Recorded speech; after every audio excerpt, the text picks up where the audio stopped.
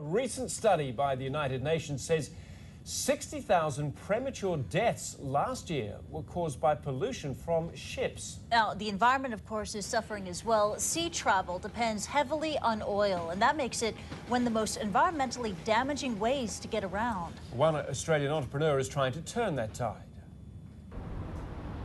It is probably the most beautiful commute on Earth. Every day, thousands of people take a ferry to work across Sydney Harbour. But it is not as green an option as the ferry's paint job suggests. Boats are big polluters.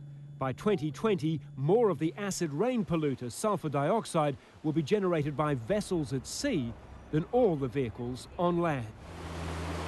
Enter Solar Sailor. It seemed like an obvious idea and somebody had to do it.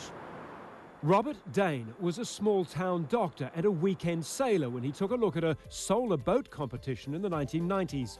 Most of them took down their flimsy solar panels when the wind strengthened. He had a brainwave. He built a solar prototype where the panels were not limited simply to catching the sun. It was the beginning. Passenger ferries around the world currently use close to 300 million tonnes of fuel oil every year. The beauty of this system is that it doesn't just use the solar panels for solar power, it also uses them as sails. The moment that I knew it would work was the moment that I read that insects evolved wings initially as solar collectors and then used them to fly. And at that moment I knew, well, boats can evolve wings. He sold his medical practice and went into business, and almost everyone told him he was mad. When we started in 1999, no one had ever heard of a hybrid car.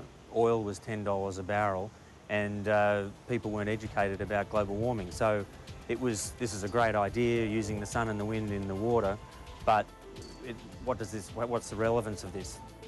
The wings can be operated manually or by computer to maximise their efficiency as sails, even as they gather solar energy, which is stored in batteries. There is also on this prototype backup power from natural gas. See one of the old Sydney ferries going by at the moment. Are people willing to pay a premium at this stage just to be green? Right now I think we're on the cusp of where it is actually economical to use the more expensive capital cost of the hybrid electric systems. Now we're looking at 3 to 5 years return on investment. And now everyone wants to know.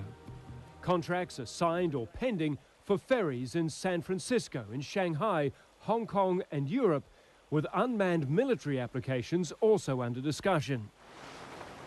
There remains, though, one key problem. Solar energy input ends when the sun goes down.